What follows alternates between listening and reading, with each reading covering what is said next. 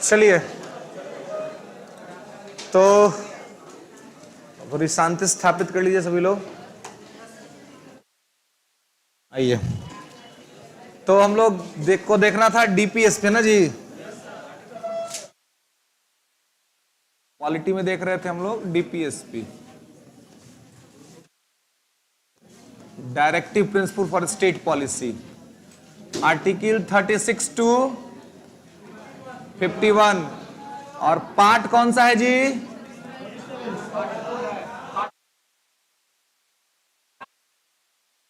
अगला हम पूछ रहे हैं कि भाग कौन कर रहे हैं? 47। हाँ, 36 से 51 और भाग क्या है? 4 है ना? भाग 4 है, ठीक है। और अनुच्छेद 36 से 51, जिसमें से आर्टिकल 47 तक देख लिए थे ना जी? देखना था, ठीक ठीक है, 47 देखना था, ठीक, ओके।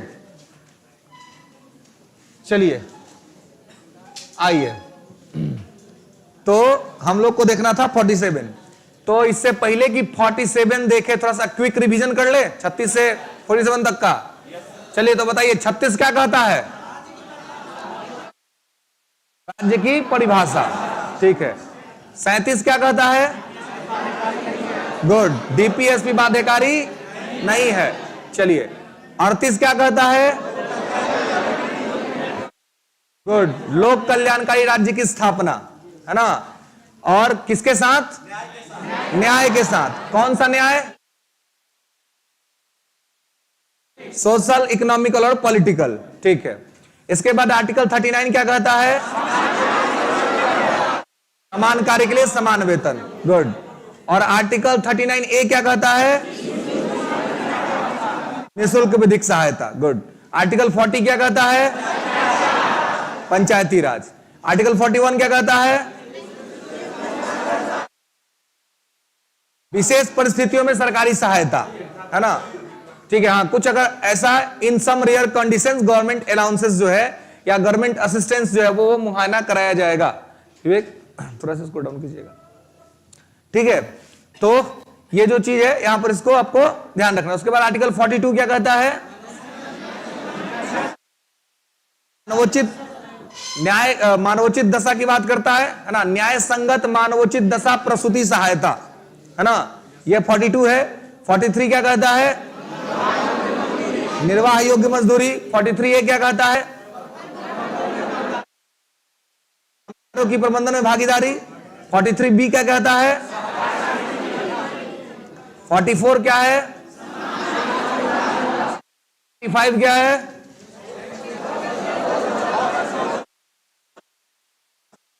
46 क्या है?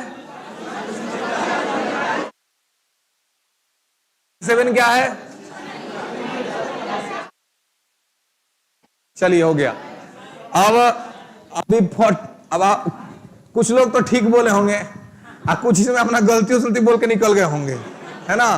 क्योंकि कोई पकड़ाएगा नहीं, है ना? लेकिन चलिए, कोई नहीं, एक दो बार देख लीजिएगा तो याद हो जाएगा। ज्यादा मतलब मेहनत नहीं करना पड़ेगा, थोड़ा देख लीजिएगा ना, मतलब क्लास नोट्स को एक दो बार उलट पुलट लीजिएगा तो याद हो जाएगा। बहुत ज्यादा उसमें समस्या नहीं होगी याद करने में। तो हम लोग को देखना था इसके आगे आर्टिकल 47, अनुच्छेद 47। तो अनुच्छेद 47 में कुछ लिखे थे जी?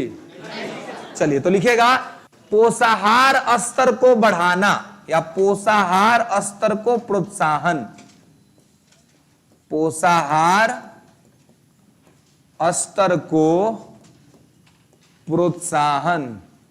चौकिया बन गए लचका पुल, है ना? ये कहीं चल जेतो ना, वो पैरवा लेके कैसे, कल आप लोग का कराकमात है। पोषाहार स्तर को प्रोत्साहन, ठीक है। पोषाहार स्तर को प्रोत्साहन यानी कि promotion of nutrition level, promotion of nutrition level, ठीक है। पोषाहार स्तर को प्रोत्साहन, ठीक है। तो हाँ, प्रमोशन ऑफ न्यूट्रिशन लेवल, इसका मतलब यह हुआ कि क्या किया जाएगा? ऐसा भोजन उपलब्ध कराया जाएगा जिसमें पोषाहार हो, न्यूट्रिशन का मात्रा हो, है ना, कोई कुपोषण का शिकार ना हो। ठीक है, तो ऐसे ना कि भाई अब खाने में दाल की मात्रा होनी चाहिए, है ना, सैलेड्स होने चाहिए, ठीक है, फ्रूट्स होने चाहिए, है ना, इस सब से क्या होता है, इस सब से आपका जो है सो न्यूट्रिशन लेवल है वो मेंटेन रहता है। ठीक है, तो राज्य का ये काम है कि पोषाहार स्तर को क्या करेगी, बढ़ावा देगी। ठीक है, तो पोषाहार स्तर को प्रोत्साहन और नशा पर प्रतिबंध, यही इसी में लिखेंगे, नशा पर प्रतिबंध। ठीक है, नशा पर प्रतिबंध, प्रोहिबिशन ऑन निकोटीन। निकोटीन की मात्रा जिसमें होती है सब नशीला होता है ना।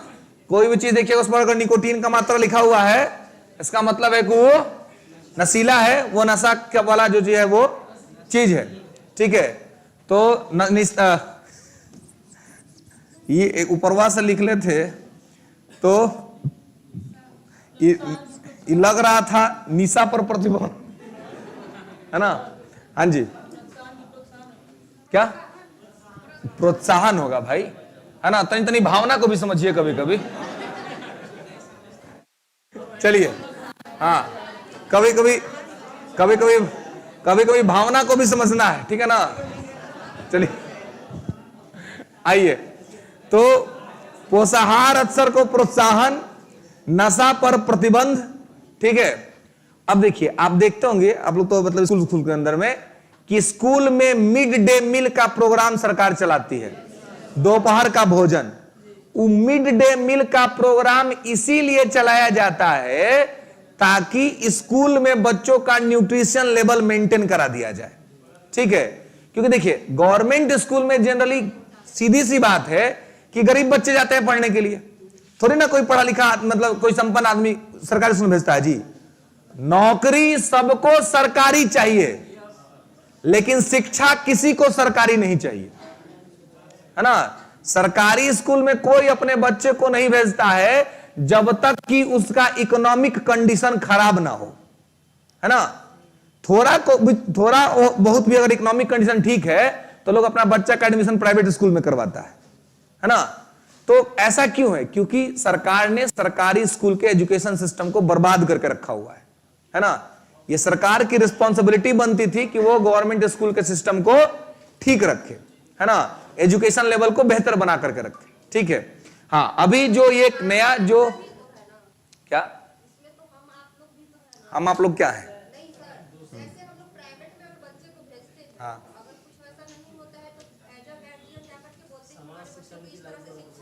हाँ, हाँ, हाँ,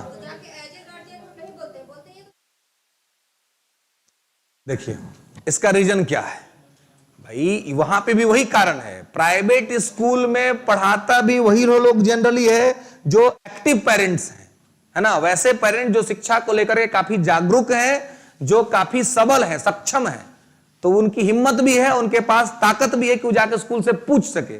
और सरकारी स्कूल में जो बचवा जाता है ना पढ़ने, उसके माता पिता को मजदूरी करने से फुर्सतें नहीं है, वो बेचारा क्या जाके पूछेगा और उसको कौन जवाब देगा। वो जाएगा तो हेडमास्टर साहब उसको बाहर कर देंगे, सुनबो नहीं करेंगे उसका बात। तो ये उसका पेरेंट का दिक्कत नहीं, ये सिस्टम का दिक्कत है। सिस्टम गरीब और लाचार बना करके आपको रखा हुआ है, और गरीब लाचार का बात कोई नहीं सुनेगा, है ना। और जो सक्षम है, जो समृद्ध है, उसी का बच्चा प्राइवेट स्कूल में पढ़ रहा है तो उसको सुनना पड़ेगा, क्योंकि वहां पर पैसा लग रहा है, फीस लग रहा है ना। पेरेंट पैसा दे रहा है ना जी। और सरकारी स्कूलों में तो मास्टर भी डांट के भगा देंगे लोग, है ना, कि हम लोग को तुम क्या दे रहे हो कि तुम आकर के यहाँ पे ये कर रहे हो। पूरा का पूरा जो सिस्टम है वो गवर्नमेंट से डिसाइड होता है। ये जो क्रेडिबिलिटी है वो गवर्नमेंट को लेना पड़ेगा। और अरस्तु जो है, अरस्तु कहता है कि व्यक्ति या समाज कभी गलत नहीं होता है, गलत नेतृत्व करता होता है, जो लीड कर रहा है वो गलत होता है। अगर देखिए मैं ही आकर के यहां आपके साथ बदतमीजी करने लगूं, बदतमीजी के साथ भी होते हैं, क्लास को लीड तो मैं कर रहा हूं ना, तो अगर मैं बदतमीजी से करूंगा तो आप भी करिएगा, क्योंकि लीडर ही बदतमीज है कि नहीं। लेकिन अगर मैं सीरियस रहूंगा तो आप भी सीरियस रहेंगे, क्योंकि लीडर सीरियस है। आप समझिए ना कि आप ही तो हैं, हम ही आप हैं। और हम और आप अगर बेहतर से बेहतर मॉल में जब जाते हैं, बढ़िया से बढ़िया जगह पर, तो हम लोग के हाथ में एक रैपर भी होता है ना, तो हम लोग खोजते हैं कि वेयर इज डस्टबिन, है ना, कि डस्टबिन कहां है, और डस्टबिन में डाल देते हैं खोज करके। लेकिन हम ही और अब आप ये कोचिंगवा से निकलेगा ना, हाथ में जो चीज होगा उसको जेने तेने फेंक देंगे। तो गलत कौन हुआ? आप हुए कि नेतृत्व करता हुआ? नेतृत्व करता हुआ आपके कारण क्या? देखिए, क्योंकि आप जहां पर गए वहां आपके दिमाग में जाते ही पता चल गया कि भाई यहां का जो सिस्टम है वो सिस्टम आपके लिए एक सिस्टम अवेलेबल कराए हुए है, उस सिस्टम को आपको यूज करना चाहिए। लेकिन बाकी जगहों पर आपको दिमाग में है ही नहीं कि सिस्टम यहां पर अवेलेबल है। तो नेतृत्व की पहली जिम्मेवारी बनती है कि सिस्टम अवेलेबल करवाए, और सिस्टम के साथ जो नहीं चले उसको पनिशमेंट दे। लेकिन अगर आप सिस्टम ही नहीं देंगे तो समाज किस रास्ते पर जाएगा? तो आप पहले शिक्षा व्यवस्था ठीक करिए ना, सरकारी स्कूल का सिस्टम ठीक कर दीजिए। अब देखिए तो कौन किसको सेविंग नहीं करना है? हर माता पिता का अधिक से अधिक पैसा अपने बच्चों को पढ़ाने पर खर्चा होता है। अगर सरकारी स्कूल को एक मॉडल के तौर पर डेवलप कर दिया जाए तो कोई भी पेरेंट अपना बच्चा को प्राइवेट में नहीं भेजेगा, क्योंकि उससे बहुत पैसा बचेगा, सेविंग होगा। और वो जो बच्चा का पैसा बचेगा पढ़ाई से, तो उसको क्या होगा? उसको अन्य चीज पर खर्चा होगा, उसको न्यूट्रिशन पर खर्चा कर देंगे, है कि नहीं? तो देखिए, पूरा का पूरा जो यहां पर रिस्पॉन्सिबिलिटी है गवर्नमेंट स्कूल के एजुकेशन का, वो गवर्नमेंट का है। गवर्नमेंट का मॉनिटरिंग लेवल कहां है भाई? है ना, मॉनिटरिंग कराए। सरकारी स्कूल में क्यों टाइम से पढ़ाई नहीं होता है? क्यों वहां पर बच्चों को ठीक से नहीं पढ़ाया जाता है? क्यों शिक्षक जाकर के वहां पर पढ़ाई नहीं करते हैं? है ना, जाकर के अपना मंडली बना करके गपशप करेंगे और 3 बजे छुट्टी कर देंगे, है ना। स्कूल है क्या हाल है भाई? 10 बजे भेंट नहीं, 3 बजे लेट नहीं, है ना। 10 बजे तो इससे भेंट नहीं होगा, और 3 बजे तो सब लोग स्कूल छोड़कर निकल जाएंगे। तो ऐसे स्थिति में स्कूल चल रहा है। तो ऐसे में सिस्टम की जिम्मेवारी बनती है कि मॉनिटरिंग करे, उसको लागू करवाए। अगर वो ठीक से लागू हो जाएगा तो संपन्न और संभ्रांत व्यक्ति भी अपने बच्चा को सरकारी स्कूल में भेजेगा पढ़ने के लिए। आज जब वो बच्चा जाएगा ना, एक इलाहाबाद हाई कोर्ट का एक फैसला आया था, अभी से 3-4 साल पहले का बात है, जिसमें इलाहाबाद हाई कोर्ट ने कहा कि जितने सरकारी अधिकारी या कर्मचारी हैं उनके बच्चों को सरकारी स्कूल में पढ़ाया जाए। बहुत बेहतरीन बात था ये। अगर ये हो जाता ना, अगर ये हो जाता तो स्कूल ऐसे ही ठीक हो जाता। अब जिस सरकारी स्कूल में डिस्ट्रिक्ट कलेक्टर का बेटा जाए पढ़ने के लिए, अब सोचिए तो उस स्कूल के मास्टर का हिम्मत करेगा कि लेट से स्कूल आए? हैं? आज जो ही पढ़ाएगा तो पहले घर से 5 बार पढ़ के आएगा कि कहीं अगर कुछ गलती पढ़े लो, आज चेक भइल हो तो अब वहीं बर्खास्त, है ना, तुरंत बर्खास्तगी का ऑर्डर जो है रिलीज हो जाएगा, है ना।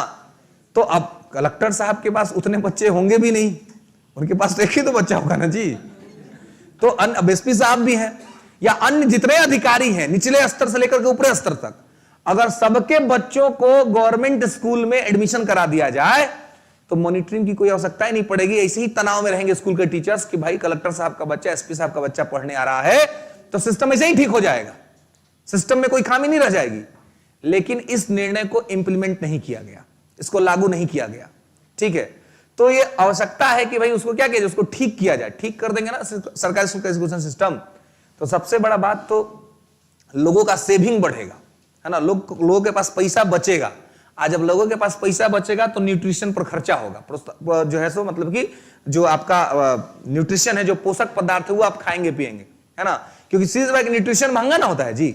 अब हरा सब्जी खरीदने जाइएगा तो थोड़ा महंगा तो मिलेगा आपको जनरल सब्जी से, है कि नहीं, सीजनली सब्जी लीजिएगा तो ऐसे में तो ये सब काम वही लोग ना करेंगे जिनके पास परचेजिंग पावर प्रायोरिटी अच्छा है, यानी कि वस्तु खरीदने की क्षमता जिनके पास ठीक ठाक है, वो लोग, है ना। तो इस चीज को जो है सो यहां पे आपको ध्यान रखना है, ठीक है, कि पोषाहार स्तर को बढ़ाना। तो पोषाहार स्तर को बढ़ाने का मतलब यह हुआ कि स्कूल में बच्चों को भोजन देना, ठीक है, जो मिड डे मील का भोजन होता है, दोपहर का भोजन, उसका सरकार ने बजाबते क्या किया है, तो उसका एक गाइडलाइन जारी किए हुए है कि हर दिन का अलग अलग मेनू है। हर मेनू में सरकार इस बात का ख्याल रखती है कि उसमें बच्चों को न्यूट्रिशन दिया जाए, जिससे कि उनका न्यूट्रिशन लेवल बना रहे, ठीक है।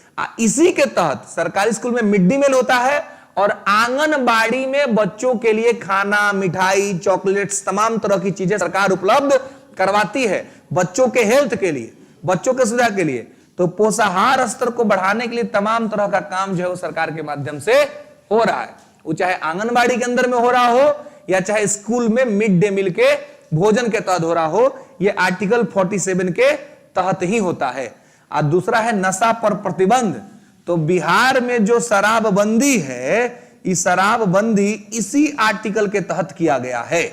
राज्य सरकार के पास यह अधिकार है कि नशा के खिलाफ वो कानून बना सकती है। तो इसी का प्रयोग करते हुए बिहार की सरकार ने नशा पर कानून बनाया है और शराब को बिहार में बैन किया हुआ है। ठीक है, तो ये आर्टिकल 47 के अंतर्गत ही होता है। ठीक है, कि इस तरह की चीजें को जो है सो बढ़ावा दिया जाता है। ठीक है, तो यहां पर इसको आपको ध्यान रखना है कि पोषाहार स्तर को बढ़ावा दिया जाएगा और नशा पर प्रतिबंध रहेगा। ठीक है, नशा पर प्रतिबंध और पोषाहार स्तर को बढ़ावा, तो ये दोनों ही काम जो है वो स्टेट गवर्नमेंट के द्वारा किया जा रहा है। ठीक है, क्लियर है? यहां तक दिक्कत कोई समस्या समझ रहे हैं कि पोषाहार स्तर को बढ़ाएंगे और नशा पर प्रतिबंध लाएंगे। ठीक है, तो इस चीज को जो है यहां पर आपको ध्यान रखना है। तो कि न्यूट्रिशन लेवल को बढ़ाएंगे और जो नशा है उस पर क्या करेंगे, प्रतिबंध लगाएंगे, उसको पर उसका जो है सो प्रोहिबिशन होगा आर्टिकल 47 के तहत। और ये सरकार बड़े स्तर पर कर रही है, नशा पर भी प्रतिबंध है ना, और पोषाहार स्तर को भी बढ़ावा देने का काम यहां पर किया जाता है। ठीक है, अब जो है आप देखेंगे कि इसी के अंतर्गत जो है सरकार तमाम तरह की योजनाएं चलाती है ना। जैसे कि आप मिड डे मील के अलावे आप देखते हैं पहले क्या होता था, तो पहले अनाज का बंटवारा मतलब बांटा जाता था ना, स्कूल में बच्चों को अनाज दिया जाता था। ठीक है, और वो अनाज लेकर के घर जाते थे, है ना। लेकिन उसमें भी बहुत तरह के मामले सरकार को देखने को मिले, तो फिर सरकार ने सोचा कि नहीं भाई, घर पे जाकर के इसको मिलेगा कि नहीं मिलेगा, इसलिए स्कूल में ही इसको बनवा करके दे दो, है ना। और हालांकि इन सभी चीजों से भी शिक्षा का जो स्तर है वो कहीं ना कहीं थोड़ा बहुत कमजोर होता है ना, क्योंकि अब शिक्षक लोग का ही जिम्मेवारी हो गया है खिचड़ी बनवाने का, है ना, कि खिचड़ी टाइम पर बना कि नहीं। अब बन गया तो उसको टेस्टो करना है ना, पहले उसको टेस्ट करके देख लेना है कि भाई वो ठीक है कि नहीं, है ना। ठीक होगा तो उसको बच्चों को खिलाना है। तो कहने का मतलब है कि ये गवर्नमेंट के द्वारा प्रयास ये किया जाता है कि इन सभी चीजों के माध्यम से क्या हो, समाज एक बेहतर तरीके से स्थापित हो और आगे बढ़े, है ना। समाज को बेहतर तरीके से स्थापित करके आगे बढ़ाने का काम जो है सो यहां पर किया जाता है, और उसी के तहत ये आर्टिकल 47 का प्रयोग किया जाता है। तो पोषाहार स्तर को बढ़ाना है, नशा पर प्रतिबंध। नशा पर प्रतिबंध के साथ साथ कुछ दवाओं पर भी प्रतिबंध हो सकता है जी, जिस दवा को खाने से नशा होता हो, है ना, उन दवाओं पर भी प्रतिबंध हो सकता है। ठीक है, तो आप देखते थे कि जब बिहार में शराबबंदी हुई तो एक आध दो कफ सिरप भी बंद हो गया, है ना। क्योंकि उसके पीने से भी क्या होता था, नशा होता था। तो ऐसे में जो भी चीज खाने पीने से नशा होता हो उस सब चीज को क्या कर सकते हैं, बैन कर सकते हैं, उस सब चीज को बंद कर सकते हैं। तो वही सब चीज जो है वो आर्टिकल 47 के अंतर्गत आता है। ओके, नेक्स्ट लिखेंगे आर्टिकल 48, अनुच्छेद 48।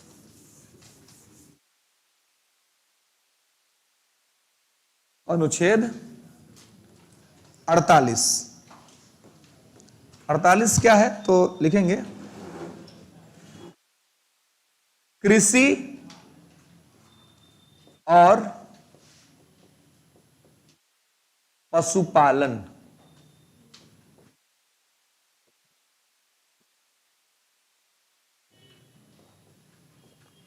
कृषि और पशुपालन को बढ़ावा या प्रोत्साहन, है ना।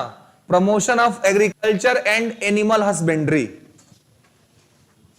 Promotion of agriculture and animal husbandry. ठीक है, मतलब कि कृषि को और पशुपालन को बढ़ावा दिया जाएगा। ठीक है, अब कृषि को और पशुपालन को बढ़ावा दिया जाएगा, इसका क्या मतलब है। आप देखेंगे कि सरकार जो है कृषि को बढ़ावा देने के लिए सब्सिडी देती है ना, और आप देखते हैं खाद सब्सिडी मिलता है। ठीक है, इसके अलावा आप देखते होंगे इरिगेशन के लिए भी सरकार क्या होती है, बिजली मुफ्त देती है या एकदम मिनिमम खर्चा पर बिजली देती है, जुताई जो खेत की सिंचाई होती है ना, तो इसके लिए। और इसके अलावे जो है कृषि के लिए आप अलग से लोन भी ले सकते हैं, है ना। नाबार्ड की स्थापना की गई है। इकोनॉमी में आप लोग पढ़ोगे, नाबार्ड एक बैंक होता है, ठीक है।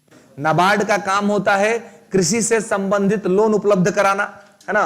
एग्रीकल्चरल इक्विपमेंट अगर आपको लेना है, मान लीजिए कि आपको ट्रैक्टर खरीदना है, ठीक है, या आपको कुछ ऐसा जो गेहूं का जो के टाइम पर जो मशीन से उसको निकाला जाता है गेहूं को, है ना, थ्रेसर, है ना, हाँ, तो वो सारी चीज भी इक्विपमेंट अगर आपको खरीदना है, तो कृषि को बढ़ावा देने के संबंध में यदि आप कुछ भी करते हैं तो सरकार उसमें आपको क्या करती है, सपोर्ट करती है, सरकार आपको उसमें प्रमोट करती है, सरकार आपको ग्रांट देती है, अनुदान देती है, सब्सिडी देती है। आपको जितना पैसा लगेगा उससे कम पैसा में सरकार आपको मदद करके आपको दिलवा देगी। तो कृषि को बढ़ावा देने के लिए सरकार सभी प्रकार का काम करती है। ठीक इसी प्रकार से सरकार पशुपालन को भी बढ़ावा देने का काम करती है ना। एनिमल हस्बेंड्री, है ना, आप देखते होंगे गौशाला जो चलता है, ठीक है, उसके लिए भी सरकार ग्रांट देती है, उसके लिए भी सरकार अनुदान देती है, सब्सिडी देती है ना। या देखते होंगे आप खटाल, गांव में सुनते होंगे आप लोग खटाल खोलते हैं, खटाल खोलने के लिए भी सरकार के यहां से स्कीम है, सरकार पैसा अलॉट करती है, ठीक है, और आप वो बिजनेस कर सकते हैं, ठीक है। इससे क्या होगा कि आप इकोनॉमी में एग्रीकल्चर और एनिमल हस्बेंड्री के माध्यम से क्या कर पाएंगे, तो सहयोग कर पाएंगे, समर्थन कर पाएंगे, है ना। तो यह जो है वो आर्टिकल 48 के तहत यहां पर होता है कृषि और पशुपालन को बढ़ावा, है ना।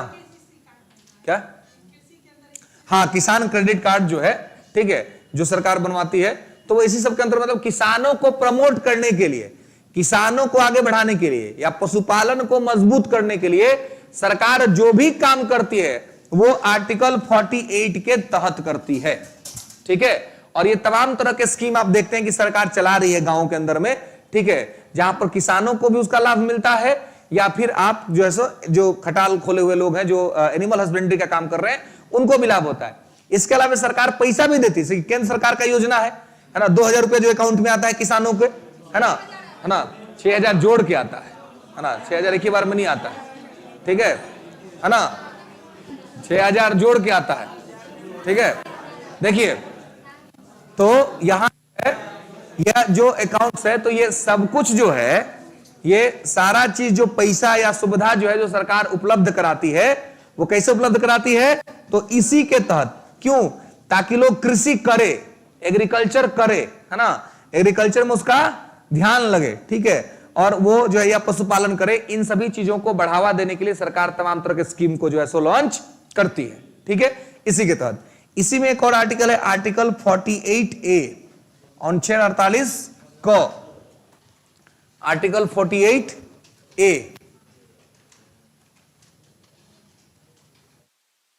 देखिए गुंजन, कल शुरू में गाए थे वो गाना किस फिल्म का था सर? पगला, अभी तक गनवे पे हो जी तो।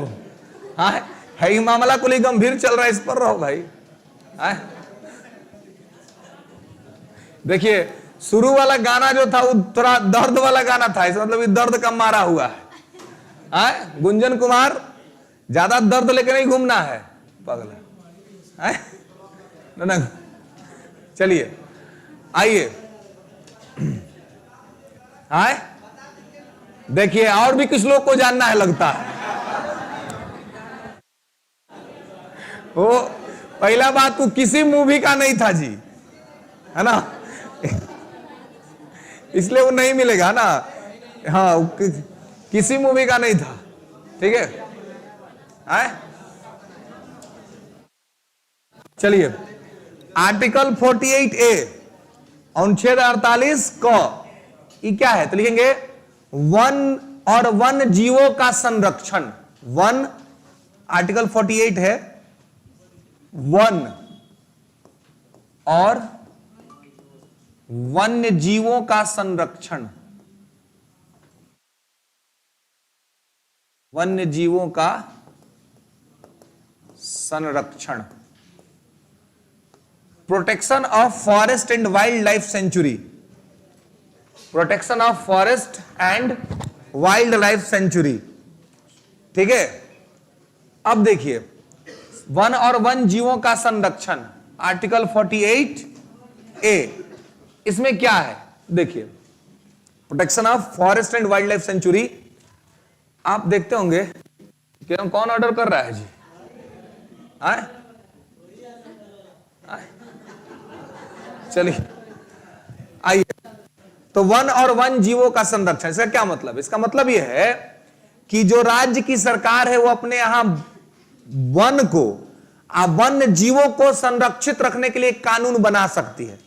तो ये लगभग सब राज्य में बना हुआ है, केंद्र सरकार ने भी बनाया हुआ है ना। आप देखते होंगे नेशनल पार्क होता है ना, राष्ट्रीय पार्क, ठीक है। वो क्या होता है, जीव जंतुओं के रहने लायक वातावरण रखा जाता है उसमें, और कोई आदमी अगर किसी जीव का शिकार कर दिया, शिकार करते हुए पाया गया, तो उस पर केस हो जाता है ना। हाँ, सलमान खान को देख लीजिए, है ना, हिट एंड रन, जिसमें कि लोग मरे थे, वो उसमें बरी हो गए। महाराष्ट्र हाईकोर्ट ने कह दिया, मुंबई हाईकोर्ट ने, कि लेक ऑफ एविडेंसेस, आपको बरी किया जाता है, बरी हो गए। लेकिन राजस्थान में काला हिरन का मामला अभी भी चल रहा है ना। तो कहने का मतलब यह है कि किसी भी जानवर या जीव को आप अब शिकार नहीं कर सकते हैं, ठीक है, और ना ही आप बिना किसी परमिशन के जंगलों को, पेड़ पौधों को काट सकते हैं, उनका अवैध व्यापार कर सकते हैं, है ना, ये सब आप नहीं कर सकते हैं। और इसके लिए क्या है, तो लगभग हर सरकारों के द्वारा कानून बना हुआ है, सेंट्रल गवर्नमेंट के द्वारा भी कानून बना हुआ है कि आप ये सब काम को नहीं कर सकते, ठीक है। वन का भी रक्षा करना है, आप वन जीव का भी रक्षा करना है, ठीक है, क्योंकि ये सब हम लोग के क्लाइमेट के लिए जरूरी है ना। अगर जीव सब नहीं रहेगा तो हम लोग भी नहीं रहेंगे, क्योंकि एक प्रकार का इसको इकोसिस्टम बोलते हैं, एक प्रकार का पारिस्थितिकी तंत्र है, और पारिस्थितिकी तंत्र में हम लोग इसी वजह से हैं क्योंकि जीव भी है इसमें। अगर जीव सब नहीं रहेगा तो एक प्रकार का अनबैलेंस हो जाएगा, असंतुलन हो जाएगा, और हमारी सभ्यता जल्दी खत्म हो जाएगी। तो जितना जरूरी हमारा जीवन है, उतना ही जरूरी जीव सब का भी जीवन है, क्योंकि सब का सब एक दूसरे से कनेक्टेड है ना। तो उसको, वन को, वन जीव को, दोनों को बचा करके रखने के लिए जो है, इस चीज को जो है यहां पर आपको जरूरी है, ठीक है, ओके। तो यहां पर इस चीज को आपको ध्यान रखना है, ठीक है, कि वन और वन जीव सबको यह संरक्षण के तौर पर इसको दिया गया है, ठीक है। तो इसके तहत लगभग हर राज्य में आप देखिए, है ना, हम लोग के यहां भी एक राष्ट्रीय उद्यान है, वाल्मीकि नगर राष्ट्रीय उद्यान, बिहार के अंदर में, है ना, जो जीव जंतुओं के संरक्षण के संबंध में है। ऐसे में लगभग हर स्टेट में ये नेशनल पार्क बना हुआ है, ठीक है, और उसमें होता क्या है, तो जीव जंतु को रखा जाता है सुरक्षित, है ना, ताकि उनको किसी प्रकार से कोई दिक्कत या कोई समस्या ना हो। अब पेड़ पौधा भी काटने का मनाही है, पेड़ पौधा भी नहीं काट सकते हैं। आपने एक देखा था, एगो मूवी आया था, वो पुष्पा, है ना, झुकेगा नहीं, है ना, जो कहता है कि झुकेगा नहीं, तो झुकेगा नहीं, ये तो फिल्म में होता है, और रियल लाइफ में झुकेगा नहीं तो टूटेगा, है ना, दूसरा का उपाय है। तो वो तो सबको पागल बना दिया एक्शन कर करके, है ना, फ्लावर नहीं फायर है ना, फायर था ना जी, हाँ, फायर बोलता था अपने आप को। उसी से साउथ इंडिया का एक आदमी इतना मोटिवेटेड हुआ कि वो पगला जा करके आप पेड़ काट के लगा बेचने, है ना, चंदन का लकड़ी। बस 2 दिन में पुलिस को गिरफ्तार कर ली। गिरफ्तार की तो बोला कि क्या कर रहा है जी तुम, तो बोला कि हम देखे थे मूवी, है ना, और उससे हम इतना मोटिवेटेड हो गए कि हम सोचे कि हम भी बिजनेस वाक कर लेंगे, है ना। बस पुलिस बढ़िया से उपाय गया, अब वही जेल में है ना। तो कहने का मतलब है कि तो रियल लाइफ में तो सब दिखा करके आदमी सबको पागल करते रहता है, लेकिन रियल लाइफ को रियल लाइफ के साथ नहीं मैच करवाना है ना जी, इस सब का ध्यान रहे, क्योंकि रियल लाइफ को अगर रियल लाइफ के साथ मैच करवाइएगा ना, तो तमाम तरह के दिक्कत से गुजरना पड़ सकता है ना। तो इसलिए वो सब चीज नहीं करना है, ठीक है। चलिए, तो वन और वन जीवों का संरक्षण, ये 48A है, ठीक है, जिसमें वन और वन जीव का संरक्षण किया जाता है। आगे लिखिए आर्टिकल 49, अनुच्छेद 49।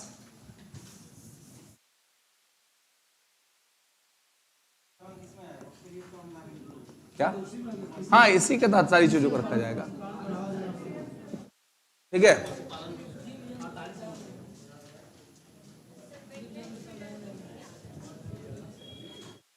ठीक है, तो हाँ सर, इसके अंदर आएंगे। चलिए आगे लिखेंगे 49, लिखेंगे राष्ट्रीय महत्व के, राष्ट्रीय महत्व के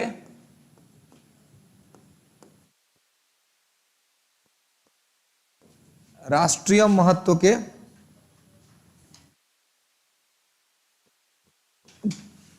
संसाधनों की सुरक्षा,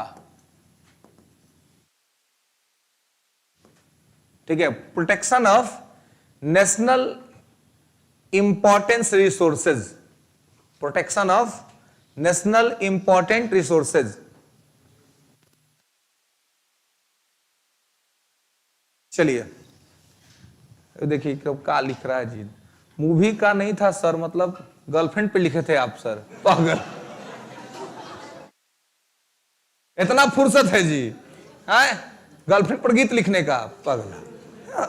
आए अब बताना ही पड़ेगा आप लोग एलिगेशन लगाइएगा बिना मतलब का। एल्बम का सॉन्ग है, मेरा बिल्कुल लिखा हुआ नहीं है, एक साधारण सा एक सिंगर है, उसने इस चीज को गाया था, मैंने एक बार सुना और मुझे लगा कि ये बहुत बेहतरीन सॉन्ग है ना। तो इसके बाद क्योंकि क्या होता है कि थोड़ा स्लो मोशन के जो सॉन्ग्स होते हैं ना, वो आपको कंसंट्रेट करने में बहुत मदद करते हैं, स्लो मोशन के सॉन्ग, है ना। जैसे कि मेडिटेशन में स्लो सॉन्ग जो है वो बहुत इंपॉर्टेंट रोल प्ले करता है ना। अगर आपको ध्यान केंद्रित करना है तो आप स्लो मोशन के सॉन्ग्स लगा करके उसके म्यूजिक पर खुद को कंसंट्रेट कर सकते हैं। इससे क्या होता है, इंसान का कंसंट्रेशन पावर बढ़ता है ना।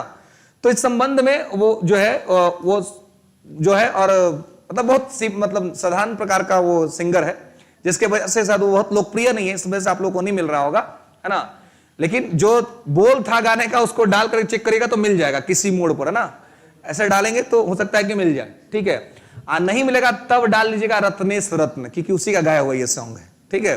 तो एग्जैक्ट मिल जाएगा रत्नेश रत्न, है ना, ठीक है ना। तो अब जो लोग को भी हाँ रत्नेश रत्न, ठीक है। और ये ठीक है, तो जिन लोगों को भी ये सुनना हो तो ये उसका अपना देख लेंगे। हाँ ये भोजपुरी का ही है, ठीक है, लेकिन ये इंग्लिश हिंदी सॉन्ग है उसका, ठीक है, ओके। लेकिन उसका ये हिंदी सॉन्ग है और मतलब अच्छा सॉन्ग है, अच्छा गाते हैं, बट लेकिन फेमस नहीं है, ठीक है। इसके वजह से वो नहीं मिला है, बट लेकिन ये उसकी सॉन्ग जो है वो बहुत अच्छी थी। खैर हाँ चलिए, उसका प्रमोशन भी हो गया, है ना। चलिए मिल गया, हाँ देखिए गजब, देख रहे हैं ना, हाँ नाम से मिला ना, हाँ चलिए। तो अब जो ये बिना मतलब का जो आप लोग सोच रहे सब सोचने का जरूरत नहीं है, ठीक है ना। हाँ अब फेमस है। चलिए आइए, तो राष्ट्रीय महत्व के संसाधनों की सुरक्षा, है ना, ओके। तो इस चीज को यहां पर देखना है, ठीक है। देखिए आइए, तो राष्ट्रीय महत्व के संसाधनों की सुरक्षा जो है, इसमें क्या है जी, ऐसा कोई नेशनल इंपॉर्टेंस के जो रिसोर्सेज हैं को सरकार सुरक्षित रखेगी। तो आप देखिए किस चीज को रखती है जी, तो जैसे कि मंदिर सब, आप देखिएगा पुराना मंदिर सब, जैसे दक्षिण भारत का बड़ा बड़ा मंदिर सब जो है ना, उसके बहुत सारा रिसोर्सेज, बहुत सारा पैसा वहां पे आता है, ठीक है। वो अलग अलग कला शैली से बना है। इतिहास में आप पढ़े होंगे कि मंदिर निर्माण की अलग अलग शैली होती है ना, नागर शैली होती है, द्रविड़ शैली होती है, बेसर शैली होती है। इन अलग अलग शैलियों में मंदिर का निर्माण किया जाता है।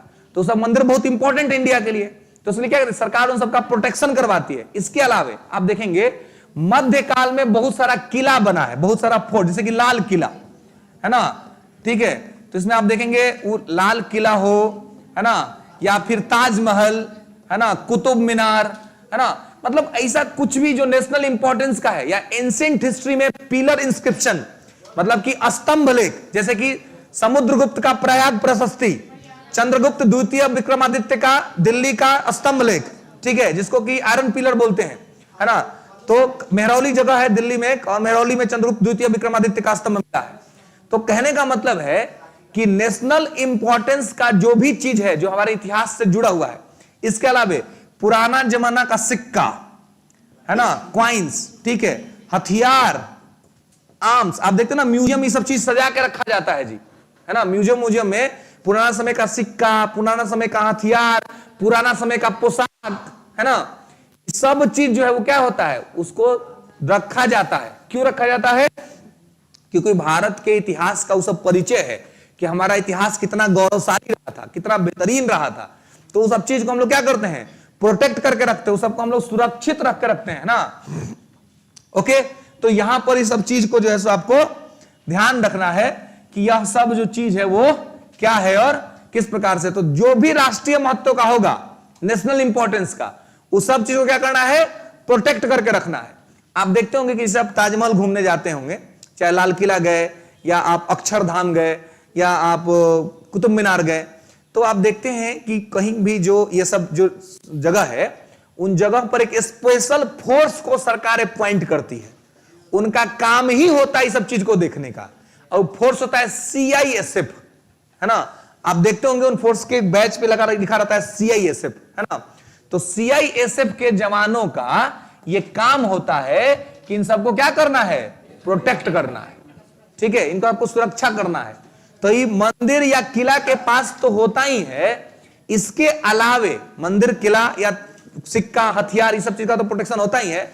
इसके अलावे आप देखते हैं कि कहीं पर किसी का अगर स्मारक बना है, किसी बड़ा नेता का, है ना, तो उसको भी प्रोटेक्ट किया जाता है, ठीक है। या राष्ट्रीय आंदोलन का कोई प्रतिबिंब चिन्ह है ना, तो उसका भी प्रोटेक्शन किया जाता है।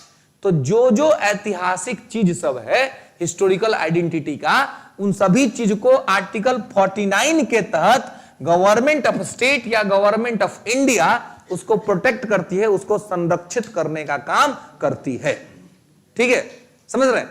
तो ये सब उसका होता है आर्टिकल 49 के तहत, ठीक है। आर्टिकल 49 के तहत ये सब चीज जो है सो किया जाता है, कोई दिक्कत नहीं ना जी।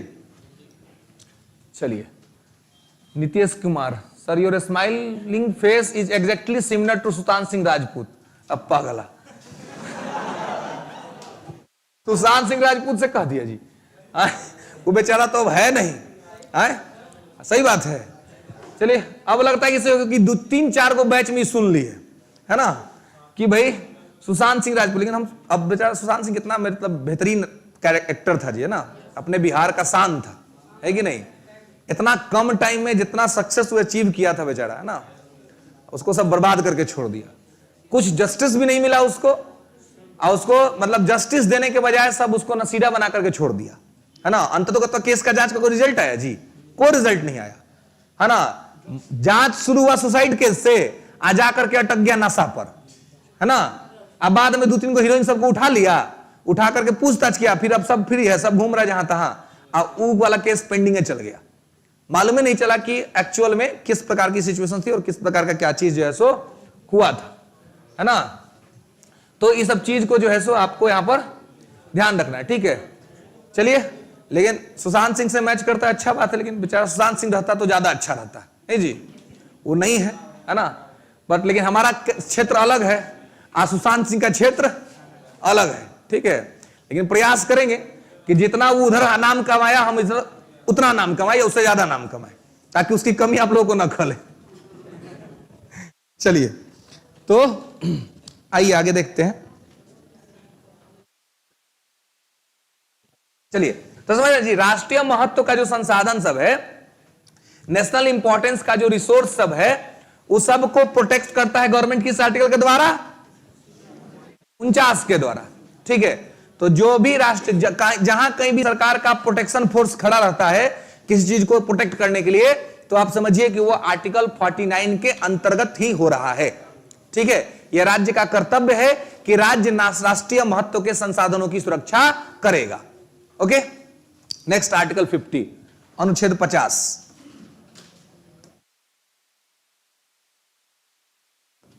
आर्टिकल 50,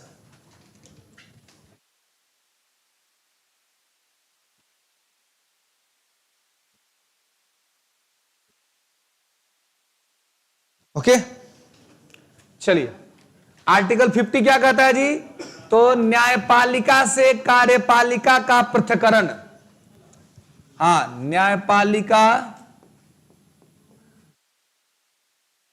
न्यायपालिका का कार्यपालिका से पृथक्करण, कार्यपालिका से पृथक्करण, separation between judiciary and executive, ठीक है।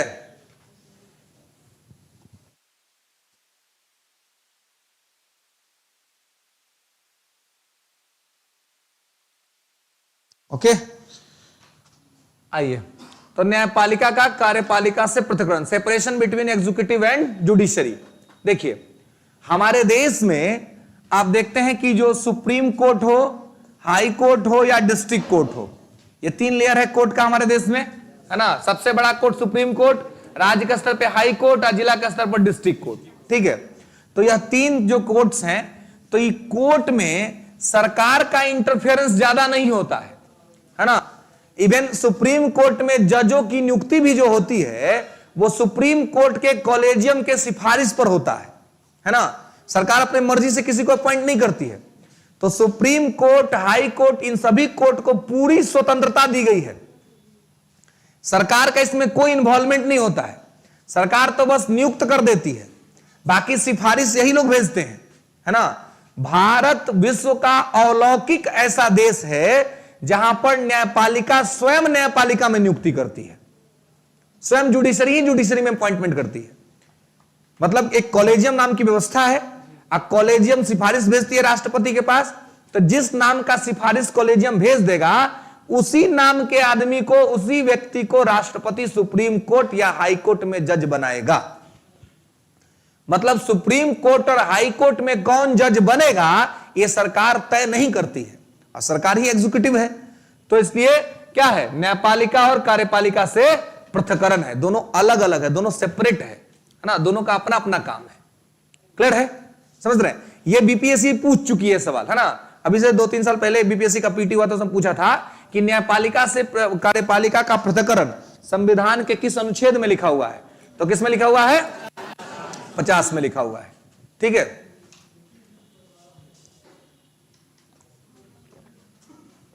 ओके, चलिए तो आगे आइए। आर्टिकल 51 अनुच्छेद 51, चलिए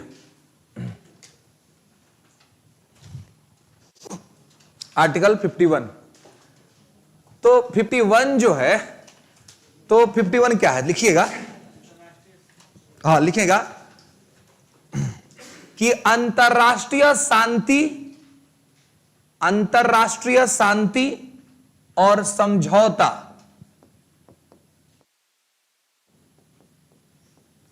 अंतरराष्ट्रीय शांति और समझौता संधि का भारत सम्मान करेगा।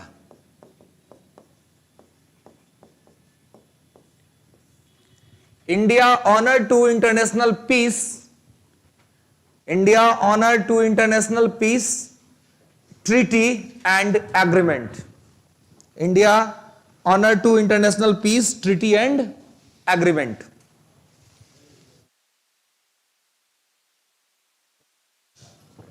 ठीक है, भारत जो है वो क्या करेगा जी, तो अंतरराष्ट्रीय शांति समझौता और संधि का सम्मान करेगा। देखिए कोई भी हम लोग जो है, कोई भी अगर इंटरनेशनल डिस्प्यूट्स होता है ना, कोई भी आंतरिक ये इंटरनेशनल विवाद होता है, तो उसको हम लोग क्या करते हैं, हम लोग उसमें शांति को वरीयता देते हैं। जैसे अभी रूस यूक्रेन युद्ध चल रहा है, ठीक है, जब भी भारत से पूछा जाता है कि भारत का क्या स्टैंड है, तो प्रधानमंत्री मोदी का हर जगह अनरिकॉर्डेड स्टेटमेंट है कि हम चाहते हैं कि दोनों देश युद्ध छोड़ करके डायलॉग्स करें, है ना, यानी कि बातचीत करें और बातचीत से मामले को सुलझा ले। ठीक है, मतलब भारत कभी भी युद्ध का समर्थन नहीं करता है, ना तो अपने लिए ना किसी और के लिए, है ना। हम लोग कभी युद्ध नहीं चाहते हैं, शांतिपूर्ण सह अस्तित्व वाले देश हैं, रहो और खुश रहने दो में विश्वास रखते हैं, है ना। तो हम लोग किसी को भी डिस्टर्ब करने का काम नहीं करते हैं। ठीक है, तो अंतरराष्ट्रीय शांति को बढ़ावा देने का काम करते हैं। इसके अलावा क्या है कि अगर कोई अंतरराष्ट्रीय समझौता हुआ है तो भारत उसको मानता है, अब भारत उसको लागू करता है, ये नहीं कि समझौता कर लिया चीन के जैसा मनबे नहीं करे, है ना। तो भारत ऐसा नहीं करता है। भारत अगर किसी समझौता में शामिल हुआ तो भारत उसको मानता है, भारत उसको लेकर के आगे बढ़ता है। ठीक है, तो कोई भी समझौता या संधि होती है तो पूरे डिग्निटी के साथ उसको क्या करता है, उसको मानता है और उसको लागू करता है भारत, है ना, ये भारत के आचरण में है। तो इसलिए आप समझ सकते हैं कि भारत की जो विदेश नीति भी है, जो फॉरेन पॉलिसी है, वो आर्टिकल 51 के तहत ही निर्धारित होती है कि भारत कहीं पर कोई झगड़ा नहीं करवाएगा या ना ही कोई झगड़ा करेगा और ना ही किसी का जमीन हड़पेगा, ना किसी को हड़पने देगा, ठीक है। और भारत किसी भी मामले में क्या करेगा, तो निष्पक्ष होकर के शांति को, इंटरनेशनल पीस को प्रमोट करने का काम करेगा, है ना, कि अंतरराष्ट्रीय शांति हो, ठीक है, किसी प्रकार से कोई लड़ाई झगड़ा ना हो। ये वसुधैव कुटुंबकम का जो हमारा नारा है, उसी नारे को आर्टिकल 51 जो है वो चरितार्थ करने का काम करता है। ठीक है, क्लियर है, समझ रहे हैं? तो ये है आर्टिकल 51। ठीक है, तो यहां तक में इसको आपको ध्यान रखना है। ठीक है, तो ये था 36 से 51 तक में क्या है आपका DPSP, directive principle for state policy. एक लाइन थोड़ा नोट करके लिखिएगा, नोट करके एक लाइन लिखिएगा।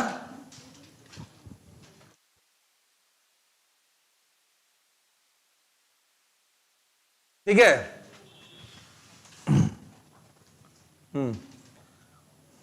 लिखेंगे कि राज्य के नीति निर्देशक सिद्धांत में, राज्य के नीति निदेशक सिद्धांत में 3 प्रकार के विचार शामिल हैं। राज्य के नीति निदेशक सिद्धांत में 3 प्रकार के विचार शामिल हैं। ठीक है, 3 प्रकार के विचार शामिल हैं। तो 3 प्रकार में कौन कौन सा? तो पहला लिखिएगा समाजवादी विचार, दूसरा गांधीवादी विचार और तीसरा उदार बौद्धिक विचार। सोशलिस्ट आइडियोलॉजी, गांधीवादी आइडियोलॉजी और उदार बौद्धिक आइडियोलॉजी। समाजवादी विचार, ठीक है,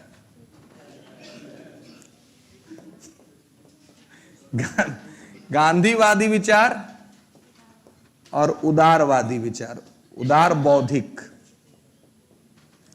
liberal intellectual ideology.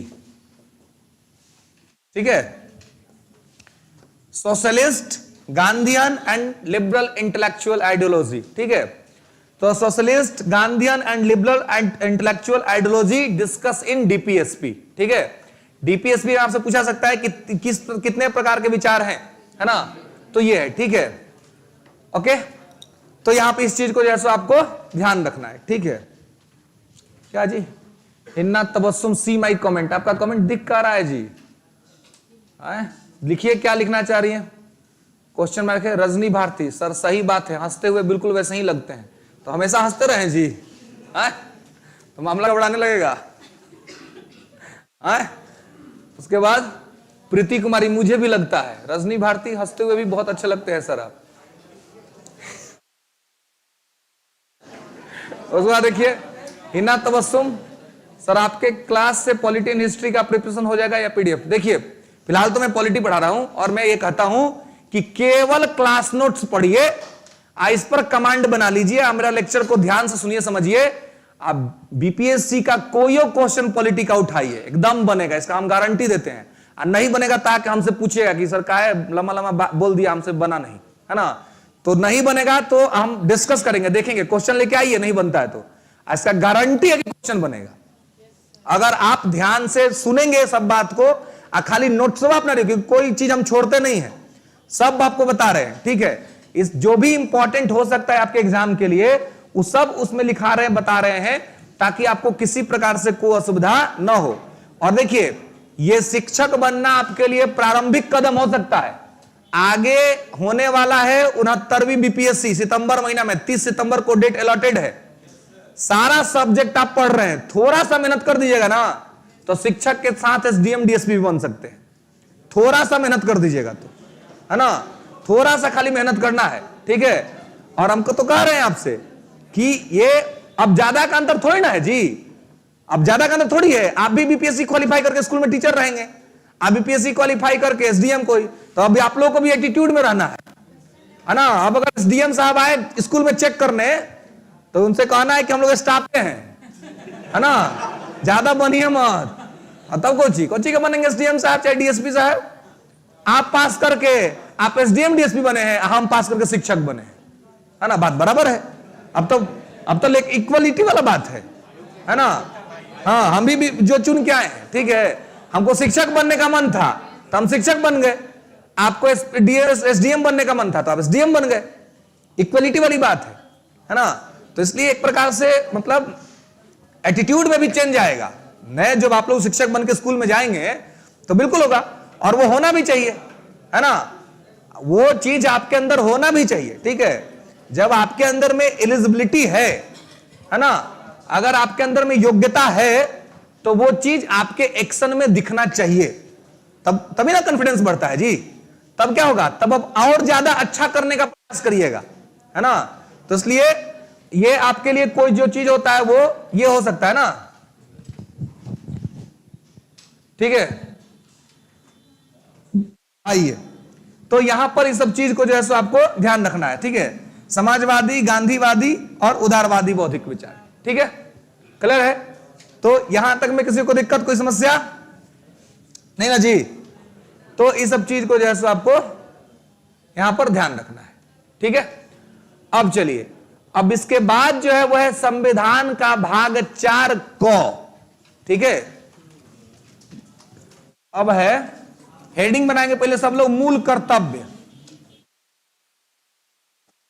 Fundamental duty, मूल कर्तव्य, हाँ मूल कर्तव्य।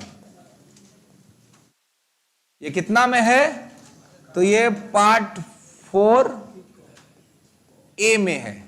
मतलब इंग्लिश में लिख रहे होंगे तो ए लिखेंगे, हिंदी में लिखेंगे तो क लिखेंगे, ए लिखने की आवश्यकता नहीं है, ठीक है। पार्ट 4 ए, आर्टिकल भी 51 ए, आर्टिकल भी इसमें एक ही है, 51 क, ठीक है, या 51 ए, ठीक है।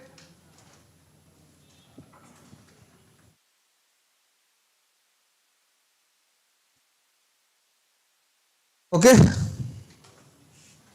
आइए, तो मूल कर्तव्य पार्ट 4 ए, आर्ट 51 ए, ठीक है। अब देखिए जी, क्या है मूल कर्तव्य, है ना। पहला बात तो मूल कर्तव्य कहां से लिया गया है जी भारत के संविधान में, रूस से। गुड, कहां से लिया गया है, रूस से लिया गया है। रूस कहां से लिया है,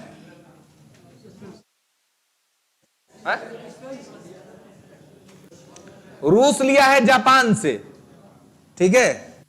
रूस लिया है जापान से, है ना, रूस जापान से लिया है, हम लोग रूस से लिए हैं मूल कर्तव्य, ठीक है।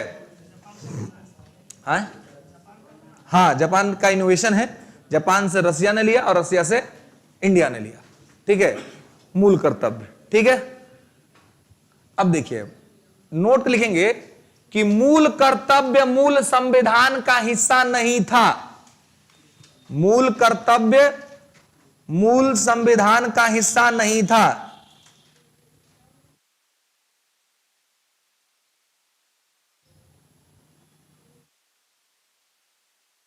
मूल संविधान का हिस्सा नहीं था,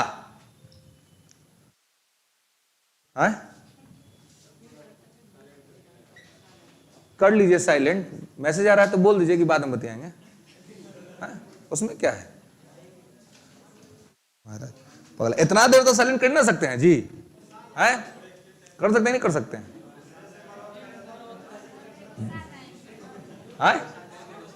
क्या हो गया, मिस्टेक हो गया, ठीक है, कोई बात नहीं। देखिए देखिए कोई बात नहीं है, ठीक है ना, लेकिन सब चीज को नियंत्रण में रखना है, ठीक है ना, आउट ऑफ कंट्रोल नहीं जाना है, ठीक है। हमेशा मत है कि अपना को ऐसा मत बनाइए कि दूसरा कोई आपको कंट्रोल करे, अपने आप को ऐसा बनाइए कि आप दूसरा को कंट्रोल करें। अब इसका मतलब ये नहीं कि कोई कोई आदमी जो होता है ना वो डिक्टेटर बन जाता है, तानाशाही, कि हम जैसे कहते हैं उसे बैठो, हम जैसे कहते हैं उसे उठो, हम जा कहते वो करो, ऐसा नहीं होना चाहिए। कंट्रोल करने का मतलब ये हुआ कि हम एक स्वतंत्र आदमी हैं, हम वो करेंगे जो हमारी मर्जी होगी, ये हुआ था, है ना। तो हम अपने सुविधा के हिसाब से, अपने चीजों के हिसाब से, मतलब क्या है जो कल भी कहे थे कि खुद पर कमांड करना है ना, अपने आप को कमांड करके आगे बढ़ाना है, ठीक है। मतलब खुद पर कमांड नहीं रहेगा तो डिमांड में फंस जाएंगे, है कि नहीं? खुद पर कमांड लेकर के आगे बढ़ना है। खैर, तो मूल कर्तव्य जो है वो क्या है? तो आर्टिकल 4A में, पार्ट 4A में आर्टिकल 51A में है, और रूस से लिया गया है, रूस ने जापान से लिया था। और दूसरा जो बात है वो ये है कि ये मूल संविधान का हिस्सा नहीं था ना। Fundamental right, fundamental duties not mention in fundamental constitution. मतलब कि 26 नवंबर 1949 या 26 जनवरी 1950 को जो संविधान हमारे देश में लागू हुआ, उस संविधान में मूल कर्तव्य नहीं था। मूल कर्तव्य बाद में ऐड हुआ संविधान में। लिखिएगा कि 44वां संविधान संशोधन अधिनियम 1978। लिखिएगा, हाँ 44वां, एक मिनट, हाँ भाई 42वां, ठीक है 42वां 42 कॉन्स्टिट्यूशनल अमेंडमेंट एक्ट 1976, ठीक है 42वां संविधान संशोधन अधिनियम 1976, ठीक है 42वां संविधान संशोधन अधिनियम 1976, 42 कॉन्स्टिट्यूशनल अमेंडमेंट एक्ट 1976। हाँ लिखेंगे कि 42वां संविधान संशोधन अधिनियम 1976 के द्वारा सरदार स्वर्ण सिंह समिति के सिफारिश पर, सरदार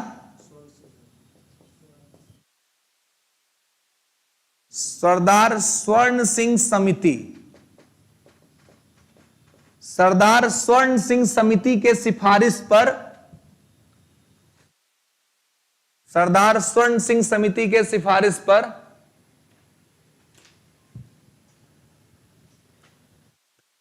सरदार स्वर्ण सिंह समिति के सिफारिश पर मूल कर्तव्य को संविधान में जोड़ा गया।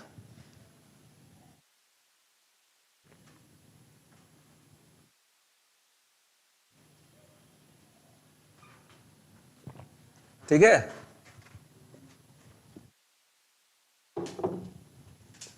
ओके। तो किसके सिफारिश पर ऐड हुआ?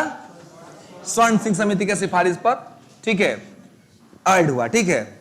आज जब ऐड हुआ तब मूल अधिकारियों की संख्या, मूल कर्तव्यों की संख्या 10 थी, ठीक है लिख लेंगे कि उस समय मूल कर्तव्य की संख्या 10 थी। कब? 1976 में। 1976 में जब ऐड हुआ तब मूल कर्तव्य की संख्या 10 था। ओके,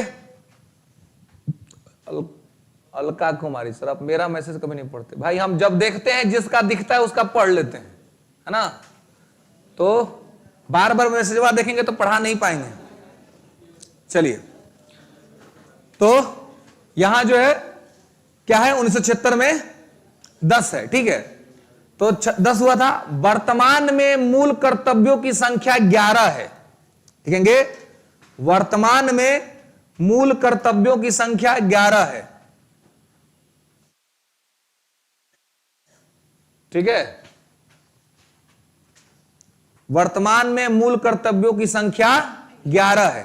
तो देखिए मूल कर्तव्य का क्या है जी मामला? 0 + 10 + 1। यहां पर 0 कहां सर? बोलिए। सब बताएंगे ना, आपको याद करने का जरूरत भी नहीं। हम इसलिए आए हैं कि नहीं याद होगा तो बताएंगे, ठीक ना। आपको सब आता तो हम कल यहां आते। चलिए 0, 10 और 1, ठीक है। देखिए इसमें क्या है? 0 जो मतलब क्या मतलब है कि जब 26 जनवरी 1950, मतलब कि जब संविधान बना था तब 0 था, 1 भी नहीं था, ठीक है। 10 जो ऐड हुआ ना, ये 10 कब ऐड हुआ जी? 1976 में। गुड, 42वां संविधान संशोधन से, है ना।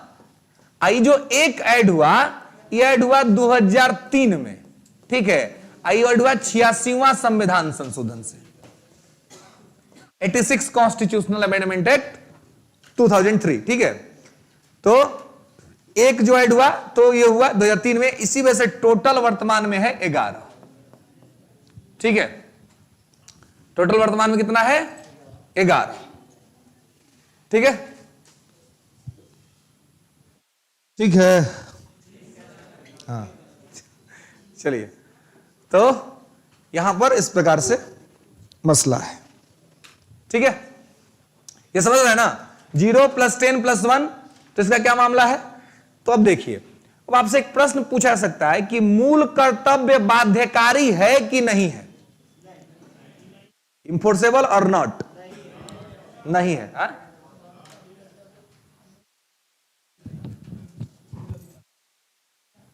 बाध्यकारी नहीं है, मूल कर्तव्य बाध्यकारी नहीं है।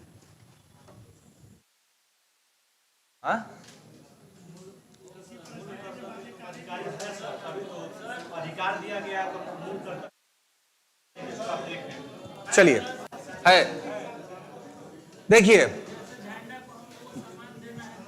हाँ बिल्कुल गुड। देखिए, मूल कर्तव्य जैसे कि 11 को है ना, तो मूल कर्तव्य 11 में से कुछ बाध्यकारी है या कुछ बाध्यकारी नहीं है, मतलब कि दोनों है। मतलब कि जो लोग कह रहे हैं कि बाध्यकारी है वो भी सही है, आज जो कह रहे हैं कि नहीं है वो भी सही है। बस अब दोनों को थोड़ा अपडेट कर लेना है कि कुछ बाध्यकारी है और कुछ बाध्यकारी नहीं है, ठीक है। तो जो जो बाध्यकारी है वो हम आपको बता दे रहे हैं, ठीक है, क्योंकि जनरली आपको उतना जो है सो नहीं पूछा जाता है, ठीक है। हाँ, लेकिन ये सब नेचर पूछा जाता है कि बाध्यकारी है कि नहीं है। तो कुछ बाध्यकारी है और कुछ बाध्यकारी नहीं है। तो कौन कौन बाध्यकारी है तो जान लीजिए, वो नहीं जानिएगा और कहीं गलती से कोई कांड हो गया वो पुलिस पकड़ लेगी। आप कहिए कि मूल ये तो मूल कर्तव्य है, तो बाध्यकारी नहीं है, तो पुलिस को समझाना पड़ेगा कि बाध्यकारी है। तो देखिए, पहला तो ये समझिए कि मूल कर्तव्य को बाध्यकारी बनाने के लिए कौन सी कमेटी बनी थी। तो पहले तो जो ये जुड़ा, तो सरदार स्वर्ण सिंह समिति के सिफारिश पर मूल कर्तव्य संविधान में जुड़ा। अब बर्मा समिति के सिफारिश पर मूल कर्तव्य को बाध्यकारी बनाया गया। लिख लेंगे नोट करके कि बर्मा समिति के सिफारिश पर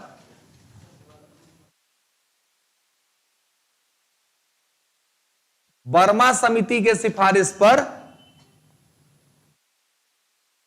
बर्मा समिति के सिफारिश पर मूल कर्तव्य को बाध्यकारी बनाया गया, ठीक है।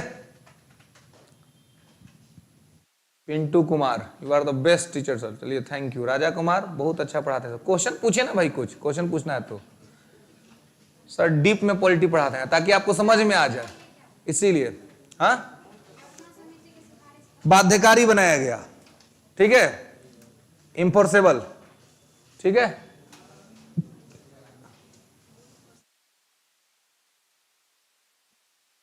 ओके, चलिए, तो समझ रहे हैं इसको।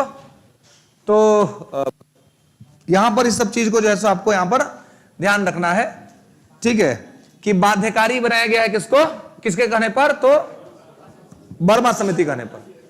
अब देखिए, ये जो बाध्यकारी बना है तो इसमें कौन कौन सा बाध्यकारी बना है। तो 11 को है ना जी, तो 1 नंबर का मूल कर्तव्य, 7 नंबर का मूल कर्तव्य, 9 नंबर का मूल कर्तव्य, 11 नंबर का मूल कर्तव्य। मतलब कि ये 4 गो जो मूल कर्तव्य है ये बाध्यकारी है और इंफोर्सेबल है ना, ठीक है। अब बाकी जो बच गया 7 गो वो बाध्यकारी नहीं है। मतलब अगर उसको नहीं भी मानिएगा तो आप पर कोई केस, कोई एफआईआर, कोई पुलिस कार्रवाई नहीं होगी। लेकिन इस सबको नहीं मानिएगा ना तो उपाय हो जाएगा, ठीक है। तो इसलिए इस सबको मानना है, इस सबको ध्यान रखना है। 1, 7, 9, 11, ठीक है। अब क्या है, तो 1 नंबर में मूल कर्तव्य में क्या है भाई, तो देखिए, राष्ट्रगान का सम्मान करना है ना, ऑनर टू नेशनल एंथम, ठीक है। यहां पर क्या करना है, तो राष्ट्रगान का सम्मान करना है, ठीक है, ओके, ऑनर करना है। जो भी राष्ट्रीय प्रतीक है ना, जो भी नेशनल सिंबल है, ठीक है, तो नेशनल सिंबल, ठीक है, नेशनल एंथम, इन सब चीज को क्या करना है, तो इस सब चीज को जो है वो सम्मान करना है ना।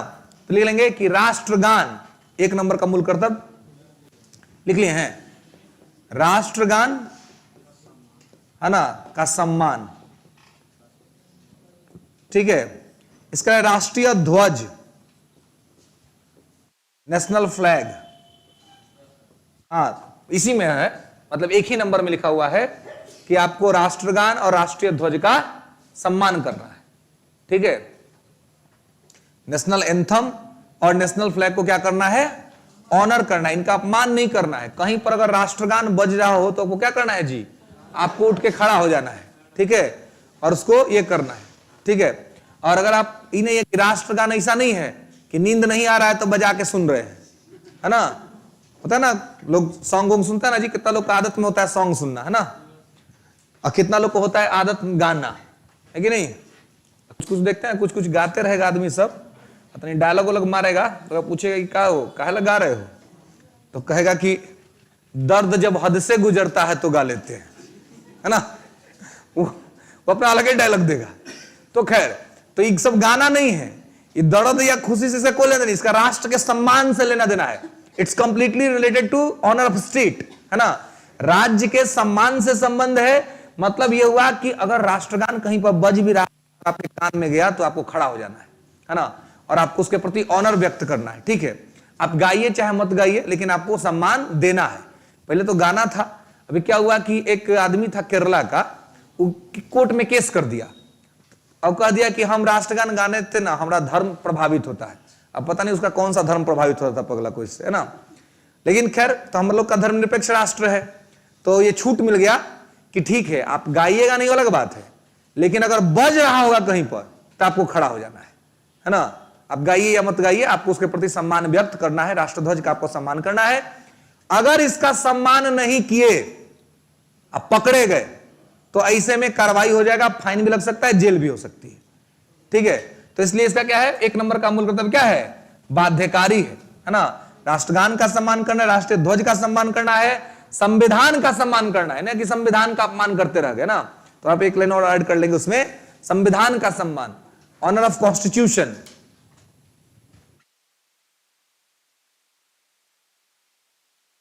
ठीक है,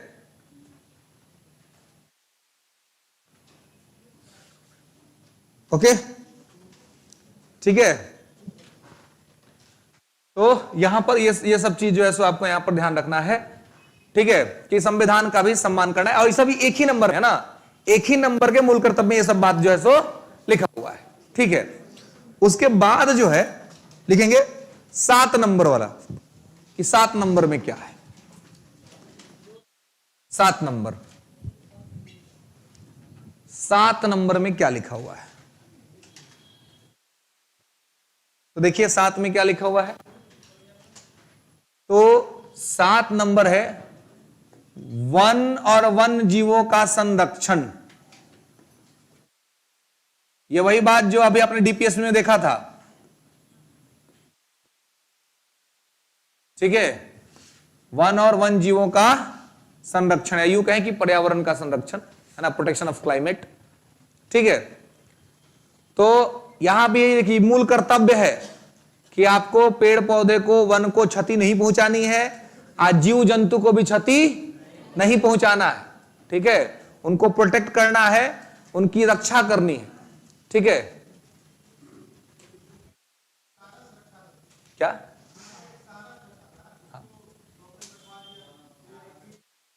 हाँ हाँ, देखिए क्या है कि होता क्या है कि कुछ हर जीव का अपना एक क्लाइमेट होता है, मतलब वो हर तरह के वातावरण में नहीं रह सकता है। ठीक है, तो अब एक इंडिविजुअल आदमी रख रहा है तो वो उतना सेवा सर्विस उसको उपलब्ध नहीं करा पाएगा जितना कि उसको चाहिए। तो इसके लिए सरकार सोचती है कि भाई हम अलग अलग जीवों के लिए अलग तरह का इन्वायरमेंट क्रिएट करें, उसको उसमें रखता है ताकि उसमें वो कंफर्टेबल फील करे। तो इसी की तरह चाहता है कि अगर मान लीजिए कोई आदमी को, उसके कोई जीव है, उसके हिसाब से अगर आप उसको क्लाइमेट नहीं दीजिएगा तो हो सकता है कि कुछ ही समय उसका डेथ हो जाए। तो इसलिए जरूरी होता है कि उस संबंधित जीव को उसके हिसाब का वातावरण दिया जाए। तो इसके लिए सरकार ने उसको ऑक्युपाइड कर लिया। तो कहीं पर भी ऐसा हो सकता है कि अगर आप उस नेचर के अकॉर्डिंग अगर आप सर्विस अलॉट नहीं कर पा रहे होंगे तो ऐसे में उसको क्या कर लिया जाएगा, उसको ले लिया जाएगा और उसको सरकार अपने हिसाब से उसको प्रोटेक्ट करने का काम करेगी। तो ये क्या है कि यहां पर वन और वन जीवों का जो है वो प्रोटेक्शन का बात है। तो ये नागरिक का भी कर्तव्य है कि नागरिक उसको प्रोटेक्ट करे। ठीक है, डीपीएसपी के अंदर में राज्य का भी कर्तव्य है कि राज्य इसको प्रोटेक्ट कर, जो अभी डीपीएस में आपने देखा था, ठीक है। और अगर इसको नहीं मानेंगे तो ऐसे में कार्रवाई हो सकती है, ठीक है। इसके बाद 9 नंबर वाला है सार्वजनिक संपत्ति की सुरक्षा, प्रोटेक्शन ऑफ पब्लिक प्रॉपर्टी। हाँ, वो तो डीपीएसपी के अंतर्गत आता है। आर्टिकल 48 जो है जहां पर पशुपालन को बढ़ावा है उसी में बैन है हत्या, ठीक है। क्या तो लिस्ट अलग बात है ना, लिस्ट अलग बात है, तो हम लोग आर्टिकल बात कर रहे हैं, ठीक है। ये क्या है, तो 9 नंबर में सार्वजनिक संपत्ति की सुरक्षा, प्रोटेक्शन ऑफ पब्लिक प्रॉपर्टी, ठीक है।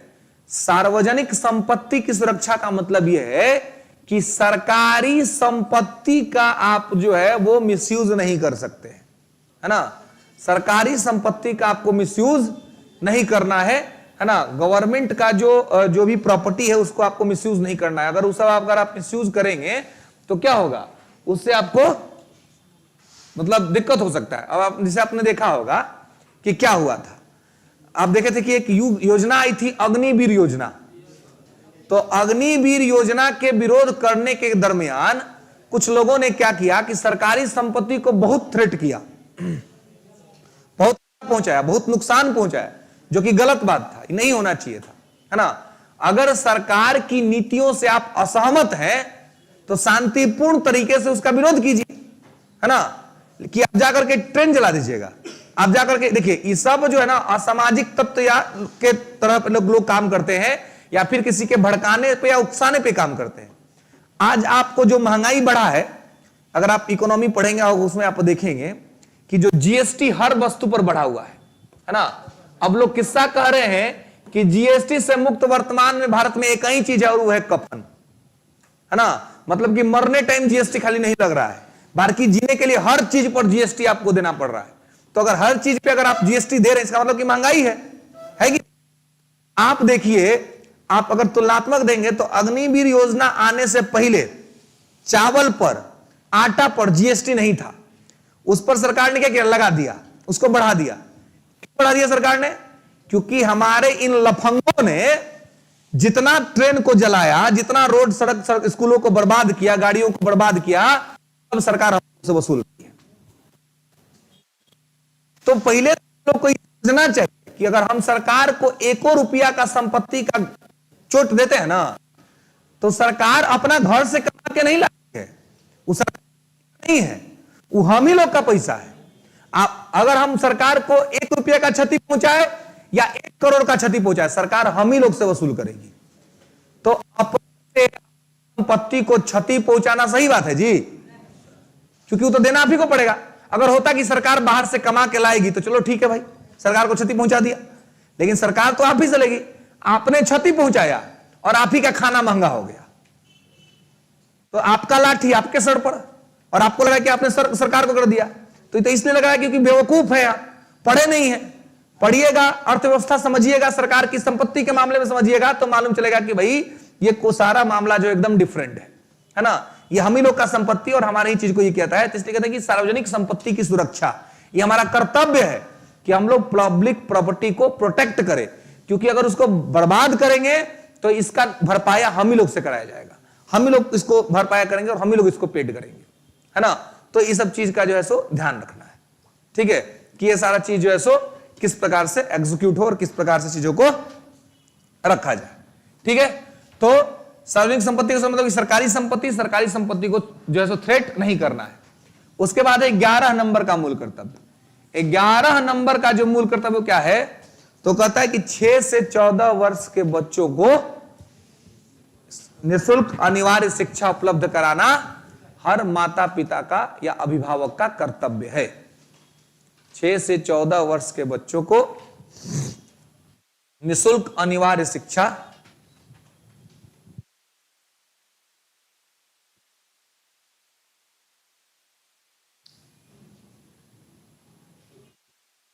ठीक है, 6 से 14 वर्ष के बच्चों को निःशुल्क अनिवार्य शिक्षा देना माता पिता और अभिभावकों का कर्तव्य है ना। अब देखिए एक चीज ध्यान देना है कि जो 6 से 14 वर्ष वाला जो मामला है ना बच्चों का, ये आप देखिए, ये आपको मूल अधिकार में भी दिख गया, ये आपको डीपीएस में भी दिख गया, ये आपको मूल कर्तव्य में भी दिख गया। तो मानिए एक ही चीज है जो 3 जगह पर दिख रहा है, तो ये आपसे पूछा जा सकता है कि वो कौन सा संवैधानिक प्रावधान है जो 3 जगह पर संविधान में लिखा हुआ है एज वेल एज, है ना। तो वो क्या है, शिक्षा के संबंध में। एक तो आर्टिकल 21A फंडामेंटल राइट में, आर्टिकल 45 है ना डीपीएसपी में, और फिर 51A के अंतर्गत जो 11 नंबर का मूल कर्तव्य है उसमें भी ये दिया हुआ है। ठीक है, तो ये मूल कर्तव्य है। ठीक है, तो इसको आपको जो है यहां पर ध्यान रखना है कि मूल कर्तव्य किस प्रकार से और कैसे यहां पर काम करता है। ओके, कोई दिक्कत? तो मूल कर्तव्य मूल संविधान में नहीं था, 1976 में जुड़ा, सरदार स्वर्ण सिंह समिति के सिफारिश पर जुड़ा, उस समय 10 जुड़ा, उसके बाद वर्मा समिति के सिफारिश पर एक और जुड़ा, मतलब वर्मा समिति के सिफारिश पर तो मुख्य तौर पर हुआ कि इसको बाध्यकारी बना दिया गया। 86वां संविधान संशोधन अधिनियम 2002 के तहत 3 में क्या कर दिया गया, एक और जो है सो शिक्षा के तहत जो 6 से 14 वर्ष के बच्चों को, यही 11 नंबर वाला ही, इसी को 2003 में ऐड किया गया था, है ना। तो ये ऐड हो गया। ठीक है, और इस प्रकार से कुछ मूल कर्तव्य हैं जो कि बाध्यकारी है, और कुछ मूल कर्तव्य है जो कि बाध्यकारी नहीं है। ठीक है, इस प्रकार से ये मूल कर्तव्य था, इसको यहां पे आपको ध्यान रखना है। ओके, अब जो है इसके बाद जो हम लोग देखेंगे वो देखेंगे पॉलिटी के अंतर्गत क्या, संघ सरकार, है ना, यूनियन गवर्नमेंट, संघ सरकार। तो अगला हेडिंग आपका होगा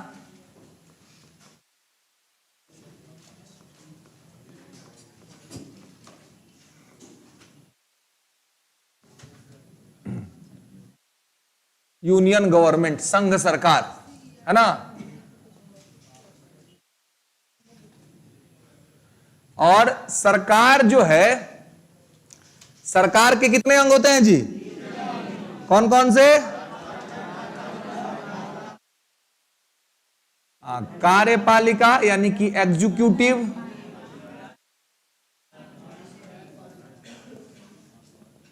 विधायिका लेजिस्लेटिव, और न्यायपालिका यानी कि जुडिशरी। ठीक है, अब देखिए ये जो संघ सरकार है, संघ सरकार का चर्चा पार्ट 5 में है। कितना में? भाग 5 में। ठीक है, और आर्टिकल है इसका 52 से 151, 52 से 151।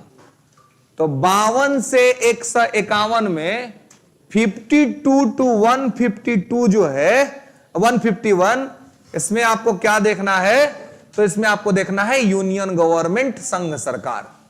ठीक है, तो सरकार में मतलब कि संघ की कार्यपालिका, संघ की विधायिका और संघ की न्यायपालिका, यूनियन एग्जीक्यूटिव, यूनियन लेजिस्लेटिव और यूनियन जुडिशरी। ठीक है, यूनियन एग्जीक्यूटिव अगर आप देखिएगा तो ये आपको दिखेगा आर्टिकल 52 to 78 के बीच, लिख लेना है वहां उसके नीचे 52 से 78। तो 52 से 78 में क्या होगा जी, यूनियन एग्जीक्यूटिव, है ना, मतलब कि केंद्रीय कार्यपालिका या संघ की कार्यपालिका। ठीक है, उसके बाद है ये विधायिका। तो विधायिका जो सेंट्रल लेजिस्लेटिव, तो सेंट्रल लेजिस्लेटिव कौन है जी, संसद, है ना, संसद।